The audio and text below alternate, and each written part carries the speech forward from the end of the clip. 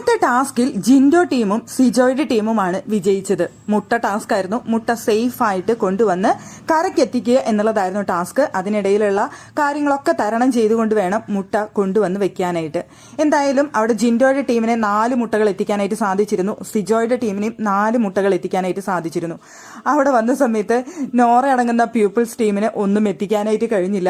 വലിയ അഹങ്കാരത്തോടു കൂടി വന്ന നെക്സ്റ്റ് ടീമിനെയും ഒന്നും എത്തിക്കാനായിട്ട് കഴിഞ്ഞില്ല. വെക്കുന്നതോ ഒക്കെ പൊട്ടിപ്പോവായിരുന്നു. സത്യത്തിൽ അവിടെ നെക്സ്റ്റ് ടീമിനെ പറ്റിയ പ്രശ്നം എന്താണെന്ന് വെച്ച് കഴിഞ്ഞാൽ വെഗ്ലിത്തരാണ് അവർ കാണിച്ചുകൊണ്ടിരുന്നത്. സാവധാനം ഇത്തിരി ഇതിലെടുത്ത് ചെയ്യുന്നതിന് പകരം തിരക്കിട്ട് വേഗം വെച്ചിട്ട് അങ്ങോട്ട് ഓടി ചെന്ന് വെക്കാൻ പറ്റുന്നുള്ള ഒരു തിരക്കായിരുന്നു നെക്സ്റ്റ് ടീമിന്റെ ഇടയിൽ വന്നത്. അതുകൊണ്ട് തന്നെയാണ് അവർക്കത് വെക്കാൻ പറ്റാതിരുന്നത്. ബാക്കി എല്ലാവരും സമാധാനത്തോടു കൂടി ചെയ്തിരുന്ന സമയത്ത് ഇവർ വെഗ്ലിത്തരം കാണിച്ച് ചെയ്ത പോലെയാണ് എനിക്ക് തോന്നിയത് നെക്സ്റ്റ് ടീം. അതുകൊണ്ട് തന്നെ ഒറ്റ മുട്ടയും എത്തിക്കാനായിട്ട് അവർക്ക് സാധിച്ചില്ല.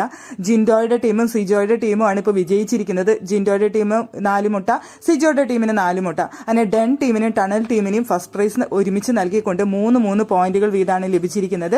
ഇപ്പോൾ ഏറ്റവും കൂടുതൽ പോയിന്റുകൾ നിൽക്കുന്നത് ടണൽ ടീമിനെയാണ്, 8 പോയിന്റ്. ബാക്കി 7 പോയിന്റോട് കൂടിയിട്ട് അവിടെ ഡെൻ ടീമും നെക്സ്റ്റ് ടീമും സെക്കൻഡും വന്ന് നിൽക്കുന്നുണ്ട് ഇന്നത്തെ ഗെയിം കഴിയുന്നതോടുകൂടി.